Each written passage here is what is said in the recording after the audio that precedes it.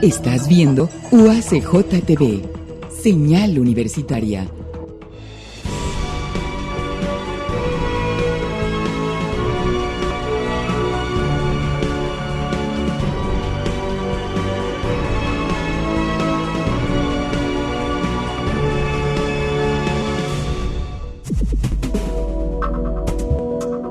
UACJ TV presenta.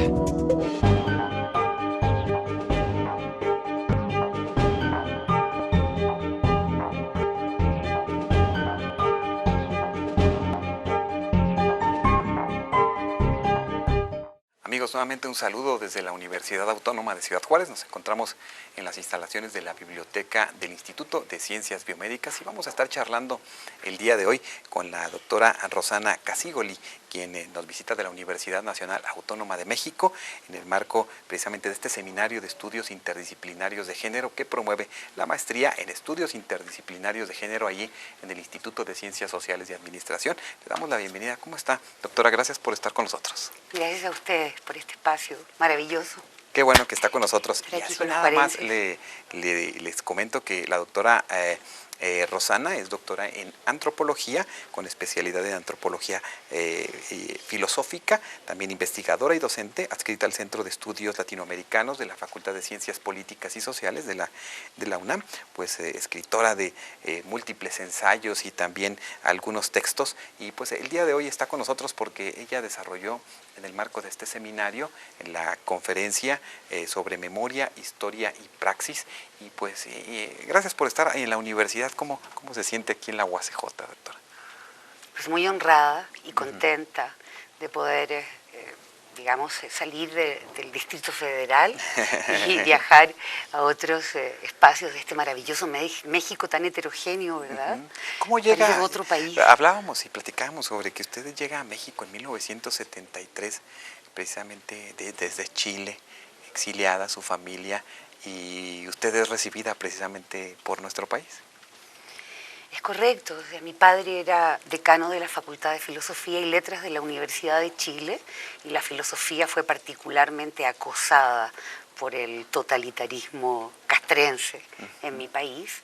Por lo tanto, él fue rápidamente interdicto y, bueno, tuvo que ingresar al recinto de la Embajada de México, y con el apoyo del gobierno en turno y bajo la ley de refugio que impone la obligación de las naciones y el derecho de las personas, pues fue exiliado en México, y nosotros, su familia, viajamos apoyados después por la Nunciatura Apostólica para alcanzarlo. Claro, pues son 41 años de estar cerca de este país, de México, que ahora que le hago yo esta pregunta es porque estos recuerdos, estas memorias están en ustedes, en su familia, pero también usted analiza, reflexiona desde las cuestiones antropológicas o filosóficas el tema de la memoria. ¿Cómo podemos entender esto porque pues sabemos, bueno, todos tenemos muchos recuerdos, pero estamos hablando de una memoria más trascendental en ese aspecto? Bueno, usted sabe que el padre de la antropología, ¿no es cierto?, Claude Lévi-Strauss, o Lévi-Strauss, como le dicen en México, decía que el lenguaje nos hace humanos. Haciendo una paráfrasis de Lévi-Strauss, podríamos decir que la memoria nos hace humanos, porque la memoria es lo que permite construir una continuidad entre ayer y hoy. Cuando despierto, rodeado de los objetos que me son familiares, tengo la convicción de ser el mismo que se durmió la noche anterior. La memoria finalmente es esa posibilidad de crear una continuidad y por lo tanto de tener una percepción de lo que fuimos previamente. Es decir, aquel que se acostó rodeado de esos objetos familiares, hablemos del hombre prehistórico, no sé, los conchales, los restos de alimentos, de espinas, de piedras, etcétera, me permiten construir esta conciencia de continuidad entre aquel del día anterior y lo que soy hoy. Si eso se reproduce y se extrapola, evidentemente la memoria es la posibilidad de conservar en la conciencia, ¿no es cierto?, los sentimientos, los sentimientos ya habidos, pero actualizarlos en el presente. Las cosas no se borran, no desaparecen. Tenemos la propiedad justamente de este almacenamiento que es de naturaleza emocional.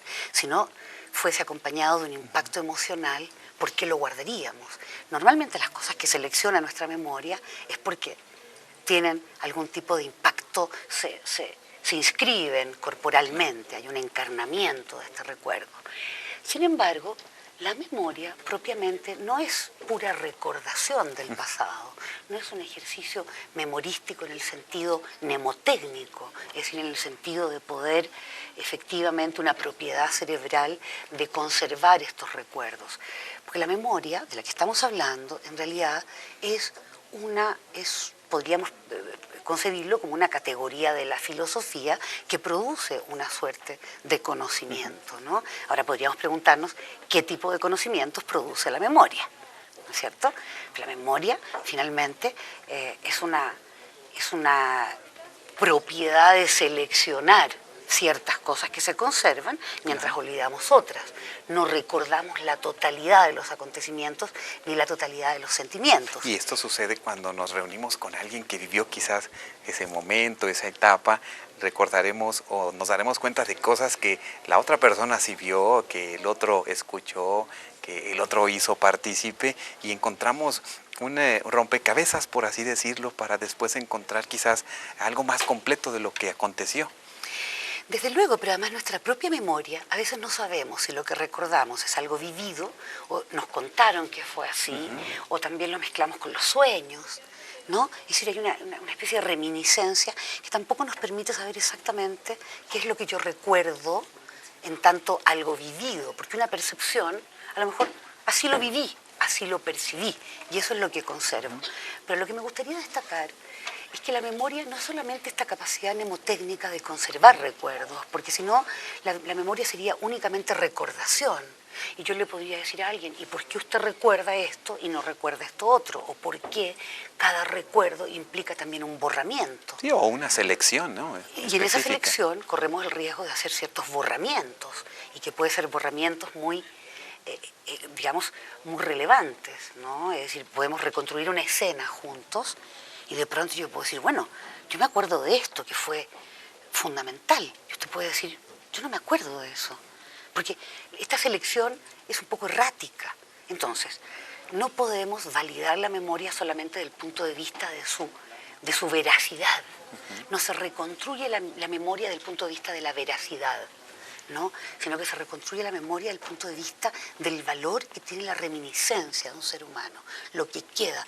Eso explica por qué muchas veces olvidamos lo literal y nada más recordamos lo esencial. Es decir, no recuerdo la escena en su totalidad, pero sí recuerdo que yo permanecí muy impactado, o que permanecí muy triste, o que fue para mí muy traumático, ¿no? Doctora Rosana, ¿en qué momentos usted precisamente encuentra la motivación para profundizar en esta temática, para desglosarla, para entenderla y también para relacionarla con la historia en un momento determinado? Bueno, evidentemente nosotros culturalmente hemos estado mucho más cerca de la historia que de la memoria, ¿no? La historia reconstruye hechos.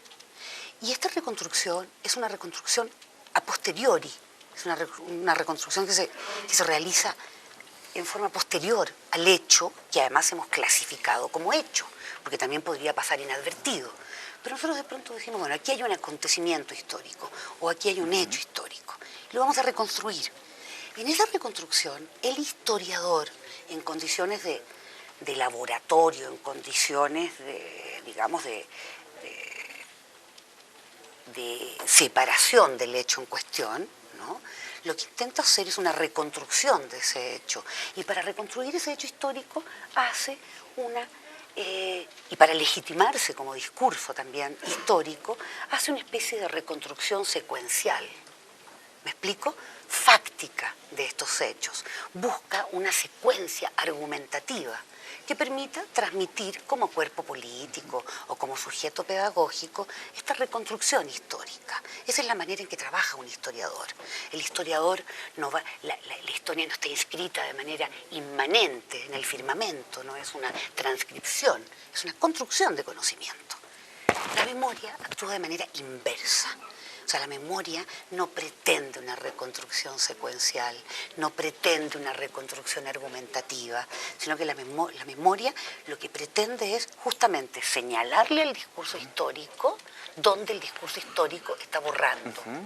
¿No? ¿Cuáles son los borramientos en los cuales incurre el discurso histórico? Entonces, la memoria tiene este carácter irruptivo, irrumpe. Es un conocimiento porque emocional. Lo cuestiona y cuestiona a quien reconstruye o a quien registra estos hechos históricos que después se quedan escritos, grabados o se masifican para tener esta idea de algún hecho o algún momento histórico. Por supuesto, no solamente se masifican, sino que además tienen como se introducen en la vida de un ser humano como una cierta teología. Es un conocimiento inmanente, es un conocimiento que viene de esta voz jerárquica que es la voz de la historia. Y no solamente la propician los sistemas pedagógicos formales, como el sistema escolarizado o como el discurso mediático, ¿no es cierto?, de una sociedad, sino que además se transmiten entre individuos, se transfieren entre individuos a través del rumor, a través de la conversación casual, y van verdaderamente convenciendo, persuadiendo, ¿no es cierto?, a la sociedad, digamos, a la comunidad de verdades que se instalan como ciertas y que están verdaderamente ya teologizadas, pues, claro, ¿no? Se creen como verdades absolutas. Y la memoria tiene este papel justamente de estar interrumpiendo la presentación arreglada de la historia. Aunque memoria e historia pueden trabajar juntas. Claro. Lo que pasa es que si yo me pongo a hacer la historia de la memoria, ya estoy en el terreno de la construcción del discurso histórico. Por eso es muy difícil que la propia memoria se transforme en discurso. Puede haber un discurso sobre la memoria, pero la memoria en sí misma no es discursiva. La memoria en sí misma tiene un carácter mucho más emocional. Doctora Casigoli, ¿qué le parece si hacemos una pausa y regresamos para que nos comparta un poco sobre algunos hechos concretos que pudiéramos ilustrar a quienes nos ven sobre esta temática que estamos hablando y también sobre qué herramientas tiene la sociedad, el ciudadano, precisamente para rescatar esa memoria de tantas situaciones que se viven y no dejarlas en el olvido o no dejarlas con la tradicional historia escrita por instituciones o estados? Con mucho gusto. Sí. Amigos, regresamos, estamos compartiendo con la doctora Rosana Casigoli de la Universidad Nacional Autónoma de México, aquí en Énfasis.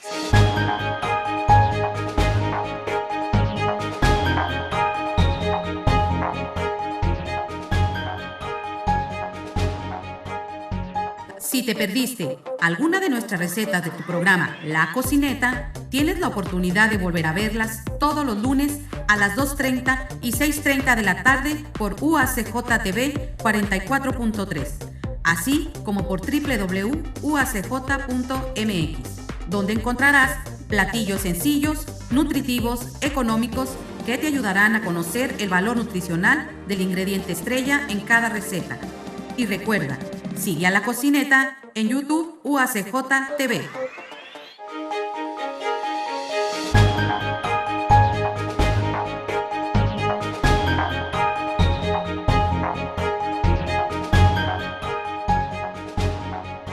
Amigos, regresamos, estamos en Énfasis, estamos compartiendo con ustedes desde la biblioteca del Instituto de Ciencias Biomédicas y estamos hablando precisamente con la doctora Rosana Casigoli de la Universidad Nacional Autónoma de México, que nos visita precisamente en el marco de este seminario de estudios interdisciplinarios de género.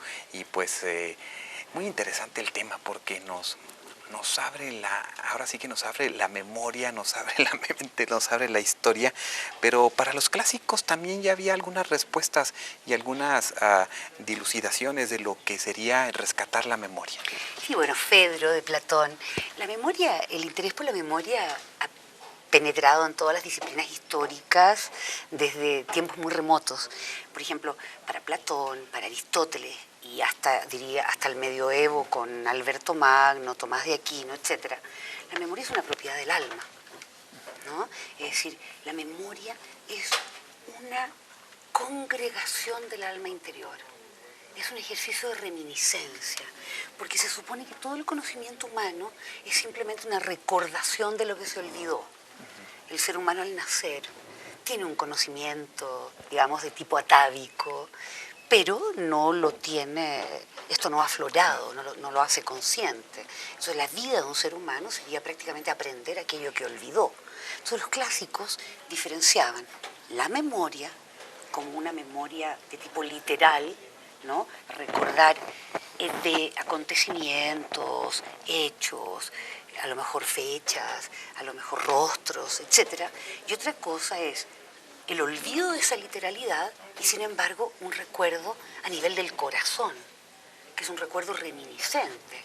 Es una labor como de introspección. Para comprender necesito ser introspectiva. Para comprender necesito ser explicativa. Esto es maravilloso de la memoria, porque la memoria se privaría de ser tan discursiva para refugiarse más en la contemplación reminiscente, ¿no? ¿Qué es lo que me deja como reminiscencia? A lo mejor ni siquiera lo puedo poner en el discurso, porque es un ejercicio de congregación íntima. Esta idea de la memoria se arrastra prácticamente hasta el siglo XIX y ya en el siglo XX, sobre todo con los trabajos de Maurice Halbach en Francia, los marcos sociales de la memoria, es que empieza a convertirse después con los trabajos en la contribución absolutamente magistral y fundamental de Walter Benjamin, que es un perseguido por los nazis, se suicida en la frontera con España tratando de escapar, etc. El legado de Benjamin nos permite ver a la memoria como un concepto ya más epistémico, hermenéutico, ¿no? En el sentido que produce conocimiento y que además es una herramienta de interpretación, ¿no? Es decir, me gusta esta idea de la memoria como un concepto hermenéutico. La hermenéutica finalmente es una ciencia de la interpretación del espíritu, cuál es el espíritu original de la palabra, ¿no? Entonces la memoria es esta herramienta que nos permite hacer esta labor reminiscente que no va por el lado del discurso explicativo y persuasivo, sino que va más por el lado del sentimiento activo. Claro, un sentimiento activo que nos permite comprometernos en el presente. La memoria es responsabilidad del presente. Y doctora, que es algo no fácil, no es sencillo, cuando se habla también de una colectividad o de hechos tan lamentables o trágicos como el Holocausto, Auschwitz, y entonces encontramos estos sobrevivientes, encontramos a estos hombres, a estas mujeres que cuentan sus historias de su infancia, de lo que vivieron, y esta memoria es dolorosa, es muy intensa y es también quizás para los estados en poder dejar que alguien hable de lo que aconteció. Tiene usted razón, la memoria es amarga, sabe amargo y es intensa, y su presencia es ininterrumpida. Es muy difícil detener el trabajo de la memoria, porque el trabajo de la memoria, es un trabajo en el plano de los sentimientos. La memoria es un sentimiento activo, ¿no? Es impedir que el discurso histórico que procura materializar un borramiento se concrete. La memoria es una especie de guardián que está impidiendo, ¿no es cierto?, la realización, vamos a decir, sin fisuras del discurso histórico. Entonces la memoria siempre tiene que estar alerta. Ahora, por ejemplo, las generaciones posteriores a Auschwitz, vamos a decir los sobrevivientes de Auschwitz, y no me estoy refiriendo a los miembros de un Estado militarizado hasta los dientes, como el Estado de Israel, porque muchos quieren responsabilizar al Estado israelí, de las tropelías, y recordándoles que ellos mismos fueron víctimas de Auschwitz. Eso es materialmente imposible. Las víctimas de Auschwitz murieron en las cámaras de gas hace 70 años. Son responsables de haber impulsado los estudios sobre la memoria y haber realzado el valor hermenéutico de la memoria como herramienta interpretativa del espíritu. para recordar justamente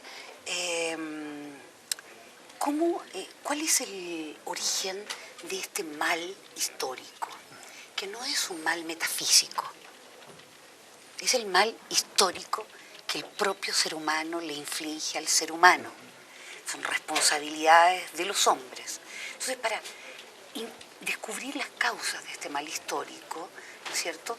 Y qué hacemos con este mal histórico, cómo lo interpretamos, porque si lo transformamos en un mal metafísico, el hombre siempre fue malo, sí, claro. La naturaleza humana es agresiva, la naturaleza humana es depredadora, etc. Evidentemente es la forma más fácil de zanjar la cuestión y de no tener que construir la responsabilidad de especie, de género. Sí, porque tiene que haber responsables, tiene que haber sanciones, tiene que haber personas que sean enjuiciadas por situaciones de lesa humanidad o por de tantas violaciones a los derechos humanos. Y entonces, pues se quedaría entonces en qué, si no se aplica o no se concreta en algo más en la praxis. Bueno, eso es una cosa ese es un aspecto que es muy importante reflexionar, en el sentido de que el trabajo de la memoria no reemplace el ejercicio de la justicia. Claro, claro. Que no sea un placebo o un sucedáneo del ejercicio de la justicia. Bueno, pasaron todas estas atrocidades, entonces ahora las tenemos que recordar para que no vuelva a suceder. Bueno, evidentemente tenemos que impedir que eso vuelva a suceder, pero ¿qué hacemos con las víctimas? ¿Cómo ejercemos justicia con las que ya fueron víctimas? No solamente podemos proteger o debemos proteger a las potenciales víctimas del futuro, sino responsabilizarnos de las víctimas del pasado. Y eso solamente lo puede hacer la justicia de un país. Y ahí tiene que haber responsabilidad de los estados que fortalezcan sus aparatos de justicia para que la justicia se ejerza, por Dios. Una democracia sin justicia, ¿cómo podemos pensar una democracia sin justicia? ¿No es la justicia un aspecto constitutivo de un programa democrático? ¿Acaso la democracia se funda nada más en la cuantitatividad del voto? ¿Cuáles son los aspectos cualitativos? La igualdad y la justicia, el ejercicio de la justicia, porque el ejercicio de la justicia es aleccionador de la sociedad. La responsabilidad también se forma en el castigo. No puedo yo tomar la vida de la gente, tomar la vida humana, devalorizarla y tomarla y después decir, hagamos memoria. Entonces la memoria debemos resguardarnos de que la memoria sea un reemplazo del ejercicio de la justicia. Ahí, doctora, lo que antes de irnos a la pausa estábamos también platicando sobre qué herramientas, qué nuevas formas tenemos la sociedad para no dejar que se queden en el olvido tantas situaciones que el Estado tiene pendientes con la sociedad y qué herramientas o qué posibilidades hay en el rescate de la memoria de casos tan emblemáticos como, bueno, por ejemplo en Ciudad Juárez, el asesinato de mujeres, ahora tenemos lo de Ayotzinapa, tenemos tantas situaciones que quisieran en el discurso, pareciera que ya están resueltas, que están fuera, y sin embargo esto no es así. Bueno, en este sentido lo más alarmante sería como la descomposición de la conciencia humana, ¿no? Del sentido de responsabilidad, porque ya los estados, digamos que se han pasado de lanza en términos de complicitar o ser omisos respecto de crímenes de lesa humanidad. Y eso es un tema planetario. México, desde luego, se ha vuelto un caso absolutamente emblemático, porque asesinar a 42 muchachos de una comunidad pobre, de Guerrero, que es uno de los estados más pobres de este país, que ya lograron llegar a una escuela normal para formarse como futuros maestros. Y un asesinato de un nivel de descaro, donde todo eso está, donde no hay una responsabilidad ni siquiera con la verdad de los hechos, con hacer transparente, ¿no? Los acontecimientos. Y donde se quiere decir, ya se cerró el caso, aquí finalizamos, ¿verdad? Y la soledad en la que quedaron esos padres. Claro. Que hace poco yo leí una declaración que dicen, se me partió el corazón, no nos dejen solos. Claro, no queremos dejarlos solos, pero al mismo tiempo, digamos, hay una especie como de metabolización social que permite que vayamos naturalizando y normalizando estas atrocidades. Y como no está cerca ahí de es donde mí, tenemos que detenernos. como no está cerca de mí, o no quiero que esté cerca de mí, más bien no quiero que esté cerca de mí, entonces lo pongo a raya, y eso todos incurrimos en ese error. Ni siquiera podemos ser maniqueos de decir hay buenos y hay malos.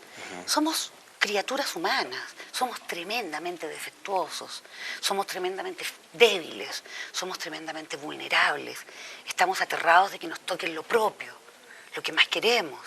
Entonces, una manera de escabullirnos es hacer la vista gorda. Pero estamos pasando por un periodo de tal deterioro del propio género humano que nos obliga a tomar partido. Yo creo que, por ejemplo, Ayotzinapa, y sin duda los crímenes, los feminicidios, que me imagino que deben el título justamente a los juarenses, o sea, creo que es en esta ciudad donde por primera vez se habla de feminicidio, ¿no es cierto? Porque en Chile se habla de femicidio, es otra la palabra. Son atrocidades de tal magnitud que uno esperaría que produjesen un cambio en la conciencia muy radical, ¿no?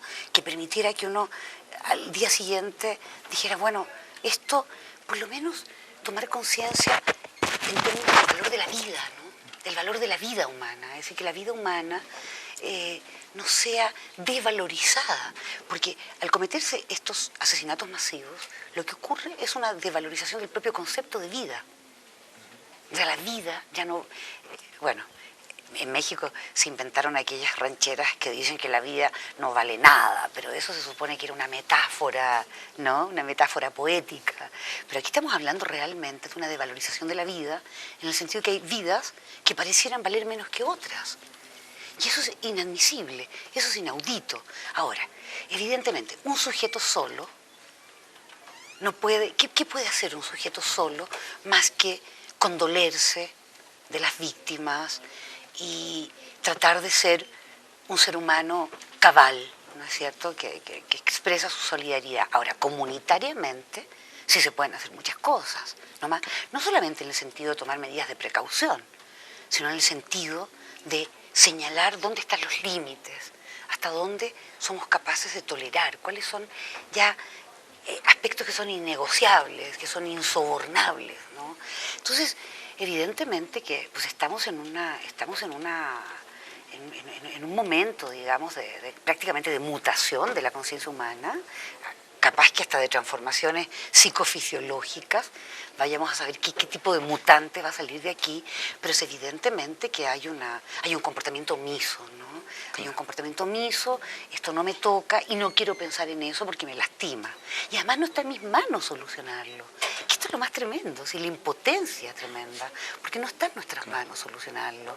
Lo que sí está en nuestras manos es desarrollar nuestra conciencia, ser sujetos pedagógicos, libres, que nos transfiramos valores, valores cualitativos. Es una formación valórica lo que necesitamos, pues es un desarrollo ético. Yo creo que con eso, precisamente con esa invitación, ¿no? De inclusive, ¿por qué no?, buscar también en nuestra memoria, rescatarla y ser estos entes sociales y éticos que podemos ser pedagógicos, indudablemente tenemos que serlo para poder construir una mejor sociedad, una mejor comunidad, y esto indudablemente nos plantea muchos retos. Doctora Rosana, queremos agradecerle estos minutos que nos compartió para hablar sobre estos temas, para conocer un poco sobre estos temas, y pues le agradecemos este espacio y muchas gracias por venir a la UACJ.